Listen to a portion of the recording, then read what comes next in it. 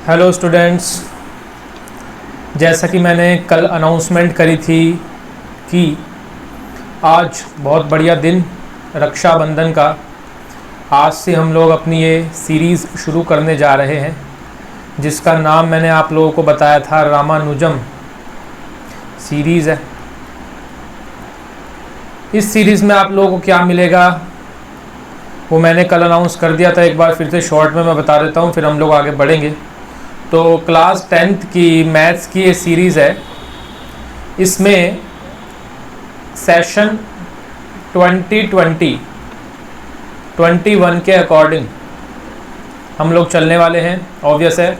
और according to reduced syllabus हम लोग काम करेंगे, ये ख़ास बात है, ठीक है। जो यहाँ पे इसमें क्वेश्चंस में कराऊंगा, जो सारा कोर्स आपको कवर कराएंगे वो रेड्यूस्ड सिलेबस के अकॉर्डिंग होगा। इस बार जो सिलेबस कम हो गया है, जो डिलीट हो गया है, वो वाले पोर्शन हम यहाँ पे डिस्कस नहीं करेंगे। लेकिन इसी के साथ मैंने एक बात और बताई थी आप लोगों को कि जो चीज़ें इंपॉर्टेंट हैं, रेलेवेंट हैं आगे के लिए मतलब सीनियर क्लासेस के लिए, 11th के लिए, 12th के लिए, वहाँ पर टॉपिक्स को समझने के लिए जो चीज़ें आपके लिए ज़रूरी हैं। और क्लास 10th में ही कुछ टॉपिक्स ऐसे हैं जिनको समझने के लिए थोड़ी प्री नॉलेज चाहिए। तो ऐसे केस के अंदर अगर कोई रेड्यूस सिलेबस का पार्ट मुझे पढ़ाना पड़ा तो फिर मैं आपको डेफिनेटली पढ़ाऊंगा, ताकि बाद में आगे आप लोगों को कोई भी दिक्कत किसी तरह की ना आए। इस चीज़ के लिए आप लोग बेफिक्र रहें। बाकी अगर मैं कोई टॉपिक पढ़ाता हूँ रेड्यूस सिलेबस से, जो टॉपिक कट भी गया है उसको अगर मैं पढ़ाता हूँ, तो ऑब्वियसली ऑटोमेटिकली आपको समझ जाना है कि वो कहीं ना कहीं आपको फ़ायदा देगा। तो मुझे कमेंट में प्लीज़ मत लिखना कि सर ये कट है फिर भी आप करा रहे हैं। मैं खुद जानता हूँ, उसकी टेंशन आप लोगों को नहीं लेनी है। तो आप लोगों को जस्ट क्या करना है, केवल डेली वीडियोस को फॉलो करना है। सेम टाइम पर आपको डेली वीडियो मिलेगी, लाइव स्ट्रीम, ये होंगी वीडियोस डेली सेम टाइम पर। और रात का 8 बजे का समय हम लोगों ने फिक्स किया है। जैसा कि काफ़ी सारे बच्चों ने कहा था 9 बजे के आसपास का, कुछ लोग कह रहे थे रात के, तो 8 बजे का हम लोगों ने फिक्स कर दिया है। तो ये सभी के लिए बेनिफिशियल रहेगा, आराम से आप लोग देख पाएंगे, फॉलो कर पाएंगे। फिर एक बड़ी ख़ास बात है कि डेली क्लास में जो आप लोगों का चलेगा, यहाँ आप देख पा रहे हैं कि साइड में एनसीईआरटी ओपन है। एनसीईआरटी में एनसीईआरटी साथ साथ यहाँ पर आप देख पाएंगे, तो इससे भी आपको सारी चीज़ें क्लियर होती रहेंगी कि कौन सा क्वेश्चन अभी चल रहा है। क्योंकि साथ में क्वेश्चन अगर ओपन हो, क्वेश्चन समझना, क्वेश्चन को पहले पढ़ना बहुत ज़्यादा ज़रूरी है उसके सॉल्यूशन को समझने के लिए। तो इसलिए साथ में एनसीईआरटी आपको चलती रहेगी, बिल्कुल क्लियरिटी के साथ आपको सब चीज़ें समझ में आएंगी। और साथ साथ जो चीज़ें इंपॉर्टेंट हैं आपके लिए इस बार के सेशन के लिए, वो मैं यहीं पर आपको मार्क कराता चलूँगा। एनसीईआरटी की किताब के अंदर ही आप लोग उसको मार्क करते रहें। इसके अलावा मैंने बताया था कि डेली क्लास के बाद टेलीग्राम चैनल पर, मान लीजिए आज हमने कोई टॉपिक डिस्कस किया, तो उससे रिलेटेड जो वर्कशीट है और उससे रिलेटेड इम्पॉर्टेंट क्वेश्चंस वो उसी दिन आप लोगों को टेलीग्राम चैनल पे मिल जाएंगे। तो इसलिए आप लोग टेलीग्राम ज्वाइन कर लें। Practice is important. मैथ्स में एक्सेल करने के लिए प्रैक्टिस करना बहुत ज़्यादा ज़रूरी है क्वेश्चंस की। तो क्वेश्चंस मैं आपको यहाँ पे प्रोवाइड करूँगा, यहाँ से आप लोगों का फ़ायदा हो जाएगा। चैनल का जो अबाउट सेक्शन है वहाँ पे लिंक दिया हुआ है टेलीग्राम का, डिस्क्रिप्शन में भी मैं डाल दूँगा, कमेंट में कहीं ना कहीं मिल जाएगा आपको। उसको आप इजीली ज्वाइन करें, फ्री ऑफ कॉस्ट है, कोई दिक्कत नहीं है। तो ये सारी की सारी बातें रहेंगी। इसके अलावा जो भी अनाउंसमेंट होगी वो मैं आपको वीडियोस में डेली करता ही रहूँगा। अभी तो रोज़ हम लोगों को साथ में यहाँ पे पढ़ना है ही, तो ये चीज़ें हैं। तो आज बच्चों हम लोग स्टार्ट करते हैं रियल नंबर्स से। पहला चैप्टर है हमारा क्लास 10th का। आप लोग अपना एक रजिस्टर मेंटेन करें ज़रूर, डेली उसमें वर्क करते रहें। आपको कोई डाउट आ रहा है तो मुझे कमेंट में ज़रूर बताएं, तो मैं उस डाउट को नेक्स्ट वीडियो के अंदर ज़रूर लूँगा, ठीक है। अब चलिए फटाफट से हम अपने कोर्स की तरफ बढ़ जाते हैं। तो यहाँ पर आप लोग देख पा रहे हैं रियल नंबर्स एनसीईआरटी के अंदर। अब बच्चों आप जानते हैं कुछ टॉपिक्स जो हैं डिलीट हो गए हैं रियल नंबर से। तो यहाँ पर मैं आपको बता देता हूँ एनसीईआरटी में क्या क्या चीज़ें डिडक्ट हो गई हैं। तो आगे जब हम बढ़ रहे हैं तो ये सबसे पहले आपको पेज नंबर 2 पर यूक्लिड डिवीजन लेमा दिखाई देगा बच्चों। तो ये इस बार सीबीएसई ने इस बार के लिए 2020-21 सेशन के लिए इसको हटा दिया है, आप सब जानते हैं। और तो इससे रिलेटेड जो भी क्वेश्चन है बच्चों वो डेफिनेटली पेपर के अंदर नहीं आएंगे, इस बात के लिए आप लोग बेफिक्र रहें। कुछ बच्चे मुझे कमेंट कर रहे थे कि सर कैसे आप कह रहे हैं कि ये नहीं आएंगे।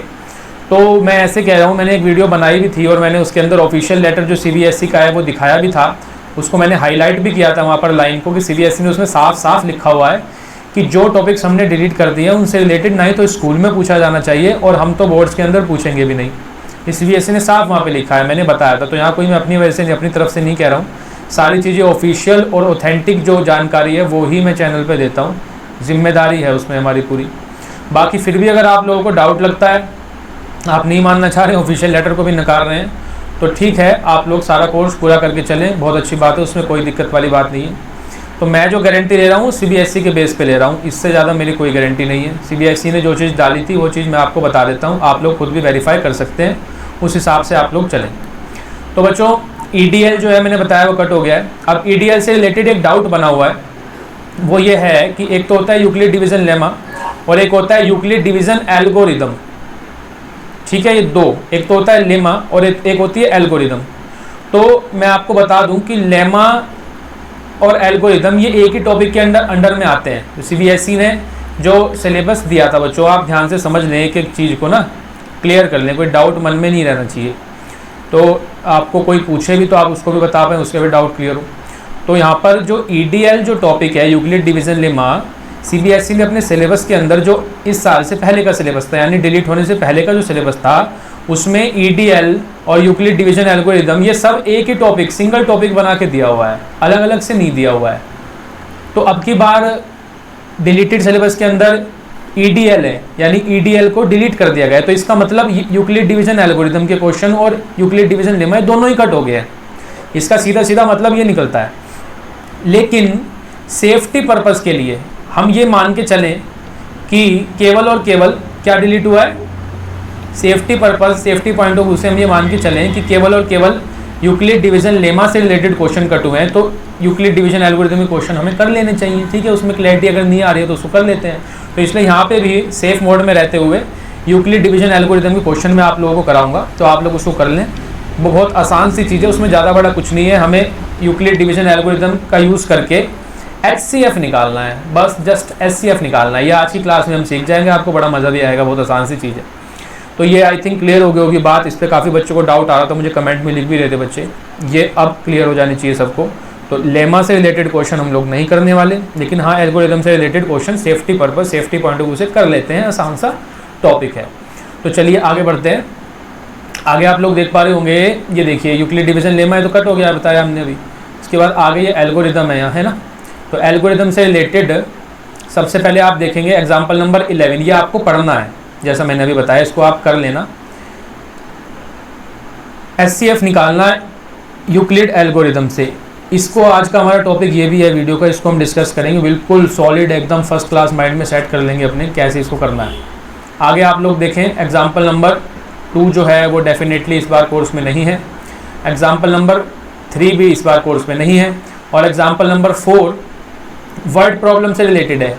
तो बच्चों वर्ड प्रॉब्लम जो है मैं आपको बताऊं, ये CBSE काफ़ी समय से पूछ नहीं रहा है पेपर में। वर्ड प्रॉब्लम से रिलेटेड, HCF LCM से रिलेटेड वर्ड प्रॉब्लम जो है उनसे रिलेटेड कोई क्वेश्चन एग्जाम में नहीं आ रहा है। तो लेकिन हटा तो नहीं है ये कोर्स में से, तो इसलिए हम इसको करके चलेंगे। वर्ड प्रॉब्लम आप लोगों को करनी है, एग्जाम्पल 4 करना है। अब आए हैं हम एक्सरसाइज 1.1 पर। इसमें फर्स्ट क्वेश्चन मैंने बताया करना है, सेकंड हम नहीं करेंगे। फोर्थ कट गया है कोर्स में से, फिफ्थ भी कट गया है। सेकंड, फोर्थ और फिफ्थ ये कैंसिल हो गए हैं, बाकी फर्स्ट और थर्ड हमें करने हैं। तो आज की जो हमारी वीडियो है, पहला पार्ट जो है ये इस चैप्टर का, इसमें आज हम लोग ये फर्स्ट क्वेश्चन कंप्लीट करेंगे। थर्ड क्वेश्चन कैसे होता है, वर्ड प्रॉब्लम कैसे होती है, ये सीखेंगे आज की वीडियो में। तो आप लोग चैप्टर का नेम डाल लीजिए फटाफट से। So we are going to discuss and going to start real numbers.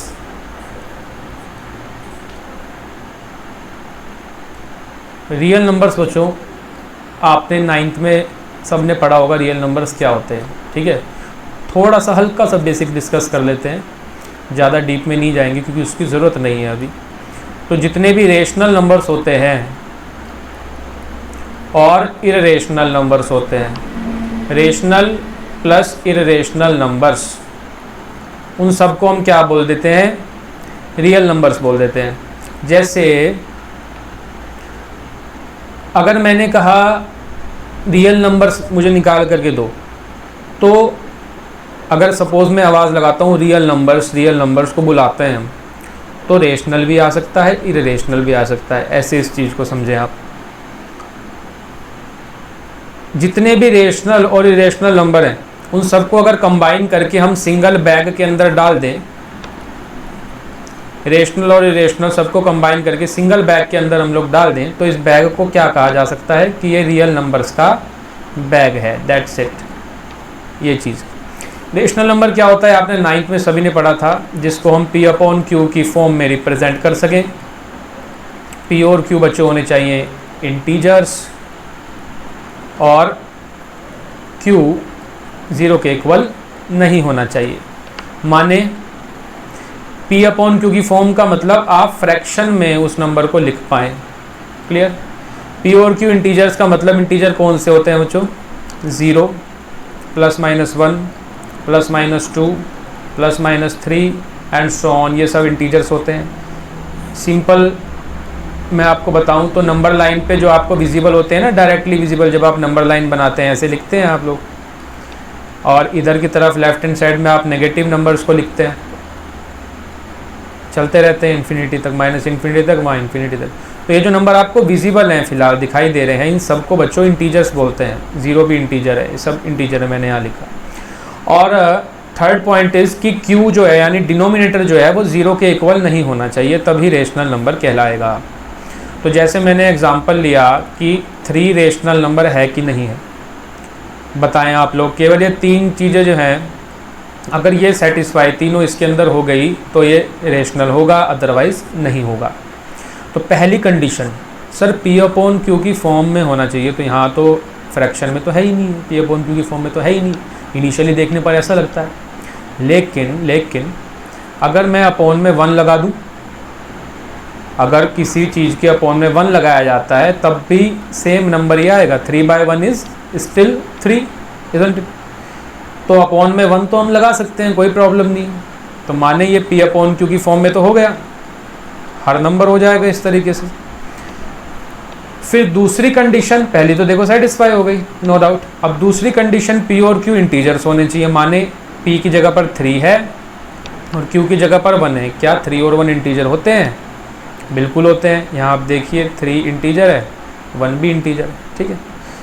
तो दूसरी कंडीशन भी हमारी सेटिस्फाई हो गई। तीसरी कंडीशन है बच्चों, डिनोमिनेटर में 0 नहीं होना चाहिए, उसके अलावा कुछ भी हो चलेगा, 0 नहीं होना चाहिए। तो यहाँ हम देख रहे हैं कि डिनोमिनेटर में 0 नहीं है, 1 है, ठीक है। तीसरी कंडीशन भी सेटिस्फाई होगी। तो माने हम कह सकते हैं 3 इज़ अ रेशनल नंबर, ठीक है। इसी तरह से बच्चों अगर बात करें 3/5 या -3/5 की, ऑब्वियस है तो डायरेक्ट ही दिखाई दे रहा है, पहली कंडीशन भी सेटिस्फाई हो रही है, फ्रैक्शन में तो है ही। P और Q इंटीजर भी है, माने 3 भी इंटीजर होता है बच्चों, -3, और 5 भी इंटीजर होता है, ठीक है। -3 और 5 यहाँ आ जाएगा, आगे भी 5, सब इंटीजर होते हैं। फिर उसके बाद डिनोमिनेटर में 0 भी नहीं है, तो ऑब्वियस है 3/5 is also a rational number, ये रेशनल था। अब जो इन तीनों कंडीशन को सेटिस्फाई नहीं करे वो हमारा इरेशनल की कैटेगरी में चला जाता है बच्चों। जो इन तीनों कंडीशन को सेटिस्फाई नहीं करेगा, जिसको हम P अपॉन Q की फॉर्म में नहीं लिख सकते हो, और P और Q इंटीजर जहाँ पर होते हैं Q नॉट इक्वल टू 0, तो एग्जाम्पल क्या लें? इरेशनल नंबर आप लोग जानते हैं, 9th में पढ़ा है, √2, √3, √5 एक्सेट्रा, इस तरह के नंबर्स हमारे इरेशनल होते हैं। अब इसमें भी अगर सपोज √4 की हम बात करें, √4 इरेशनल है कि रेशनल है? √4 को 2 लिख सकते हैं आप सब, ठीक है ना। स्क्वायर रूट ऑफ 4 इज़ 2, तो ये क्या हो गया? रेशनल हो गया। तो ये भी आप लोगों को ध्यान रखना है। तो इसलिए √2, √3, √5 इनका रूट नहीं निकल पाएंगे, पॉइंट्स में जाएंगे, तो ये हमारे इरेशनल में आ जाते हैं। और बच्चों इन सारों को, जैसे मैंने भी बताया कि आप सारे इरेशनल और रेशनल को उठा के एक बैग में फिल कर दें, एक बैग के अंदर डाल दें, तो उस बैग का नाम क्या रख देंगे हम लोग? रियल नंबर्स का बैग, यानी all the rational and irrational numbers are called real numbers. तो आप इस चैप्टर में इन्हीं के बारे में पढ़ेंगे, ये सब चीज़ें चलेंगी। ये थोड़ा सा बेसिक था, ये पता होना चाहिए कैसे क्या सब है। चलिए अब इसके बाद हम लोग चलते हैं सीधा अपने क्वेश्चन पर। एक्सरसाइज 1.1,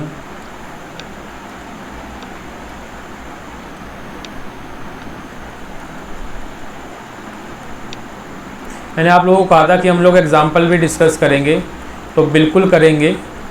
इस वीडियो सीरीज़ में एग्जाम्पल्स भी हम लोग सारे डिस्कस करेंगे जो इम्पॉर्टेंट हैं। देखिए जो क्वेश्चन एक जैसे हैं उनको तो हम लोग ड्रॉप करेंगे, मतलब कुछ क्वेश्चंस कुछ पार्ट करेंगे, कुछ आपके लिए होमवर्क में छोड़ दिए जाएंगे, ऐसे करके चलेंगे। लेकिन हर तरह का क्वेश्चन, कोई अलग एग्जाम्पल आता है, कोई अलग एक्सरसाइज में क्वेश्चन आता है, वो सारे ही हम यहाँ पे डिस्कस करेंगे, कोई दिक्कत आप लोगों को नहीं आएगी। और मैंने कहा था प्रीवियस ईयर के क्वेश्चंस भी हम डिस्कस करेंगे, तो डेफिनेटली वो भी हर चैप्टर के बाद करेंगे। तो 1.1 में आप लोग देख पा रहे हैं क्वेश्चन नंबर 1 ये हमें करना है, और इसका फर्स्ट पार्ट में ले रहा हूँ। It is 135 and 225। इसका एलसीएम हमें एचसीएफ हमें निकालना है, एचसीएफ, और बाय यूक्लिड डिवीजन एल्गोरिदम। देखो बच्चों बहुत आसान सा टॉपिक है, एकदम मज़ेदार। क्या करना है, जो बड़ा नंबर है उसको आप लोग लेफ़्ट हैंड साइड पे रखें, छोटे नंबर को राइट हैंड साइड पे रखें। अब छोटे नंबर से बड़े नंबर को डिवाइड करते हैं ऐसे। क्या चलेगा, 135 1 जा 135 ऑब्वियस है, सिंपल डिवाइड करना, 0 एंड 9, 90 बच गया हमारे पास। तो हम यहाँ लिख सकते हैं 135 इंटू 1 प्लस वॉट 90, ये हो गया, ठीक है ना। देखो बच्चों एक कहानी में यहाँ पे तुम लोगों को बताता हूँ, उससे तुम कभी इसको भूलोगे नहीं, याद रहेगी चीज़। देखो क्या हुआ कि 135 ने 225 को मारा, इसको काट दिया। थोड़े वर्ड्स इस तरह के हैं पिक्चर से रिलेटेड जैसे, तो 225 को 135 ने कट किया, इसको मारा।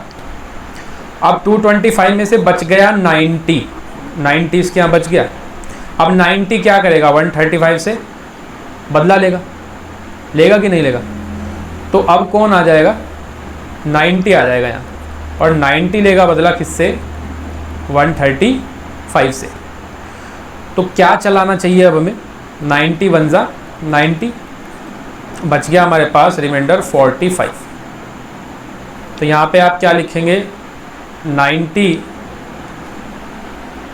135, और 90 से इसको डिवाइड कर रहे हैं अब हम, 90 इंटू 1 चला, बच गया 45। अब सेम कहानी फिर से अप्लाई कर दो, 90 ने 135 को काटा, अब 135 के यहाँ बच गया 45, तो 45 किससे बदला लेगा, 90 से बदला लेगा कि नहीं। तो ये बदला लेने की बात जो है गलती है, गड़बड़ी है, ठीक है। तो इसको जस्ट हम समझने के पॉइंट ऑफ व्यू से यूज़ कर रहे हैं। तो 45 ले रहा है बदला भाई 90 से, और 45 2 जा 90 ने इसको पूरा ही काट दिया, ख़त्म, फिनिश। तो ऐसा ही काम करना चाहिए, ठीक है ना, छोड़ना नहीं है, वरना फिर उसके साथ ही बाद में आगे बदला लेते हैं। तो 45 ने क्या किया, 90 को पूरा ही फिनिश कर दिया, 0। तो किंग कौन बन गया भाई, हाईएस्ट कौन हो गया, हाईएस्ट हो गया अपना 45, ये जीत गया। लिख दो यहाँ पर इसको, कौन आ गया, अब 90 आ गया, 90 को 45 ने मारा, 45 इंटू 2, और रिमाइंडर बचा 0। इसने किसी को छोड़ा ही नहीं, तो इससे बदला लेने कोई आएगा ही नहीं। तो माने किंग कौन, 45 इज़ द किंग। तो finally HCF is what, HCF of 225 and 135 is 45। ये बच्चों हमारा इसका आंसर हो गया। बहुत आसान है, देखो आप आराम से इसको कर सकते हैं। एक पार्ट और लेते हैं इसका, सेकंड आप लोग खुद से ट्राई करें, थर्ड पार्ट पे हम लोग चलते हैं।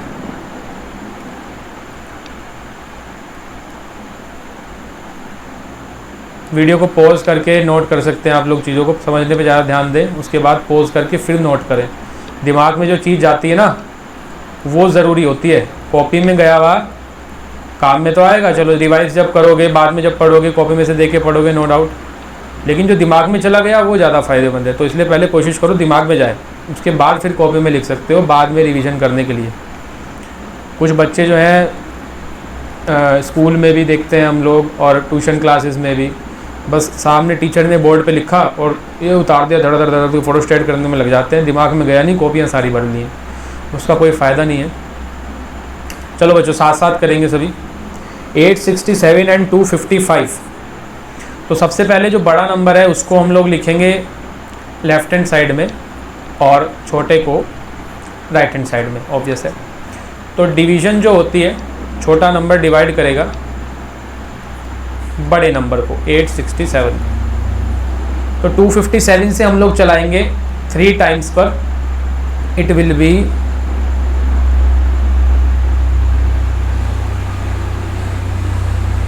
7 and 65। तो रिमाइंडर हमारे पास बचा 2 0 and 1, 102 रिमाइंडर में हमारे पास रह गया। तो 255 into 3 plus remainder is what 10, ये आ गया हमारे पास।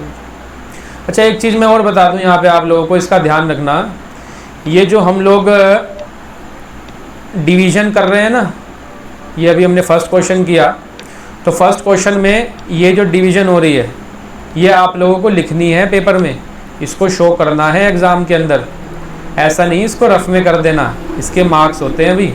तो मैं ये चीज़ बता के चलूँगा क्या करना है, कैसे लिखना है, तो इसको आप लोग शो करेंगे एग्ज़ाम के अंदर।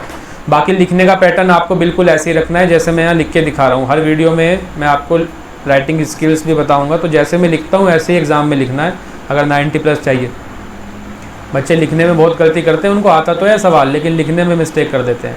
फिर देखो मैंने यहाँ पर आंसर को ब्लॉक में किया हुआ है, इस चीज़ की भी सभी आदत डालें कि अपने आंसर्स को हमेशा ब्लॉक में करें, इसका फ़ायदा मिलता है, टीचर्स को भी कॉपी चेक करने में आसानी रहती है।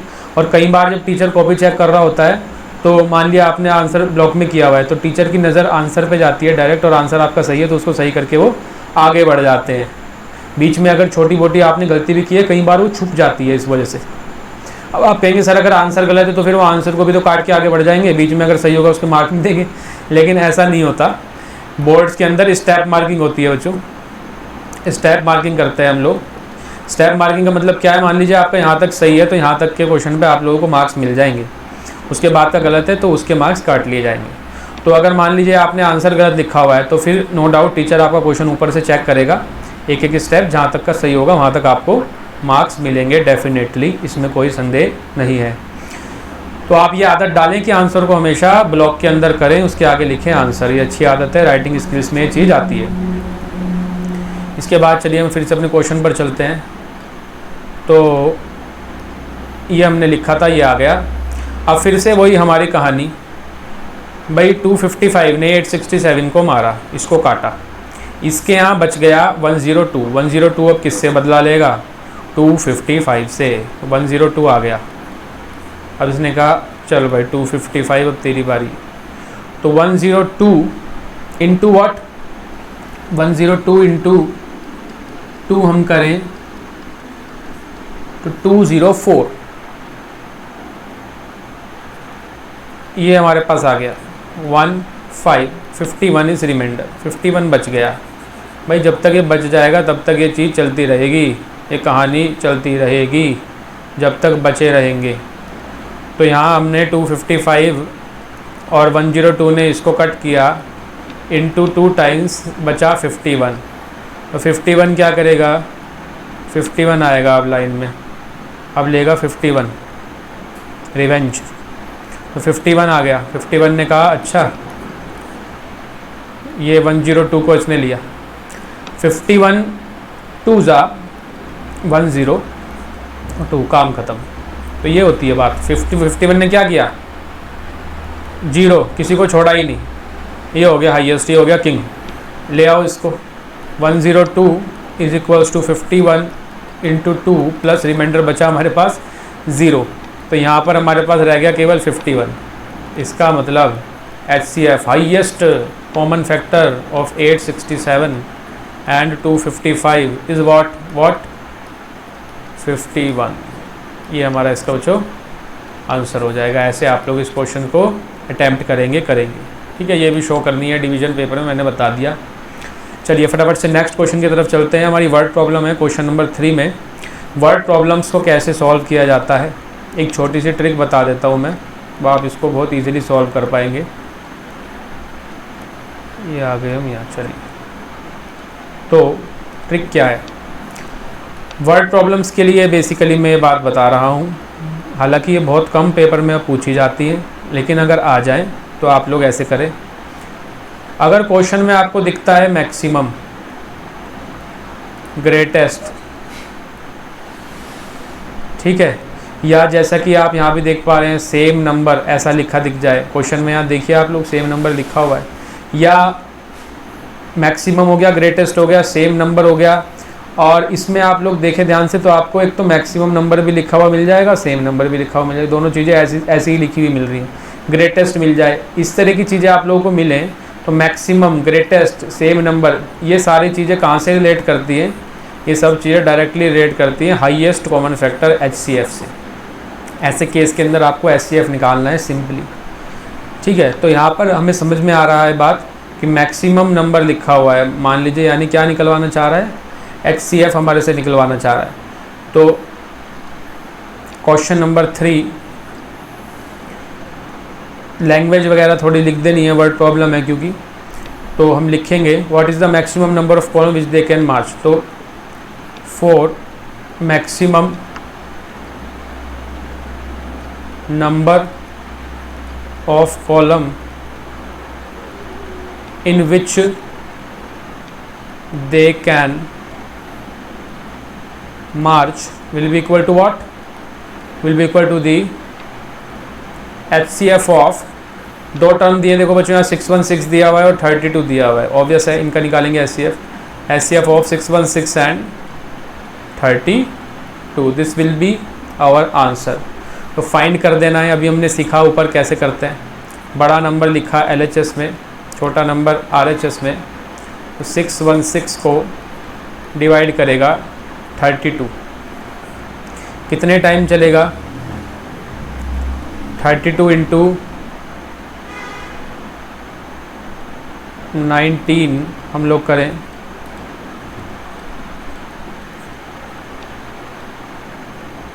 $608, यस, इंटू 19 इट इज़ 608, तो बच गया हमारे पास 8,